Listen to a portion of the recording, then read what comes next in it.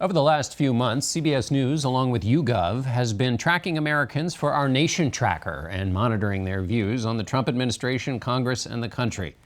Elections Director Anthony Salvanto joins us now to take a look at our new findings. Anthony, when we talked a month ago, you came up with 4 groups. Let's check back in with those 4 groups. Let's start with the believers. Right. The believers are the group we've identified, and they're about a fifth of the country. They're the base of the base for the president. They support him strongly, and they're really defined by, and as people process all this news that's come out in the last few weeks, they're defined by this singular trust in him. You can see it in where they trust to get accurate information. They say it comes from him above all others. So, for example, this is the group that says he was wiretapped. Other groups are more skeptical. This is the group that doesn't think that analyses of his legislation are nonpartisan.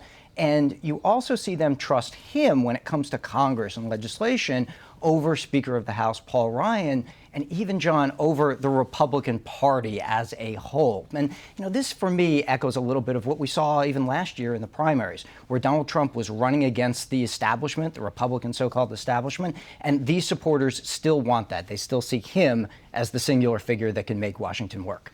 Quickly, what are their thoughts about health care? Well, interestingly, they're not yet sold on the health care bill. They're more adopting a wait-and-see attitude, which is sort of like a lot of his supporters. Not yet sure it helps them. Let's go now on to the conditional voters. They like Donald Trump, but they're not as firm as the believers. They perhaps listen to other voices or might run away from him. Right. This is the kind of folks who really liked his address to Congress a month ago. They thought it was presidential. But now what they've seen in the last few weeks is starting to make them a little more nervous. So they're still optimistic, but not yet confident. They say the president might be distracted, not focused. They'd prefer for him to focus on the economy. They don't like the tweeting so much. And so that's got them a little bit wavering. But they are still supporting. They still like the economic news that's come out. They still give him credit for a lot of that. But on the health care bill, it's interesting, too. They also don't see what it would do for them. And again, remember, so much of this is transactional. Unless they see that connection, they're not yet ready to support it. All right, let's move now on to the curious group, which is a portion of the country that is available for Donald Trump. They're not set against him, but they're not in his camp. Right. Available. They want to be optimistic. They want him to deliver for them on the economy. We've seen this throughout. But they're not sold, and they're not on his side just yet because they don't like the other policies that have come out. They don't like the travel ban as much. They don't like what he's doing on immigration.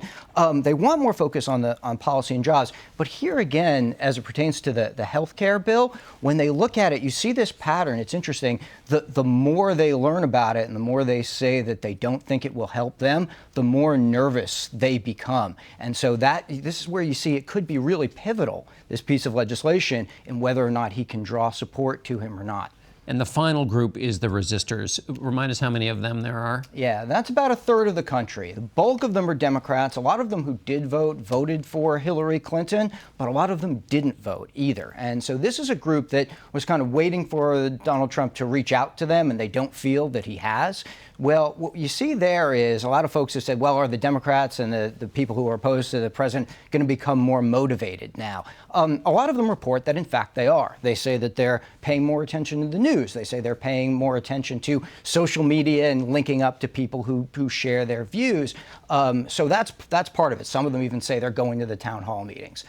At the same time, a lot of those folks are folks among this resistors group who did vote in 2016, and the folks among the resistors who did not vote in 2016 are still not paying as much attention and don't think the Democrats in Congress are being effective right now. All right, Anthony Salvanto, well done. Thanks. We'll look forward to another update.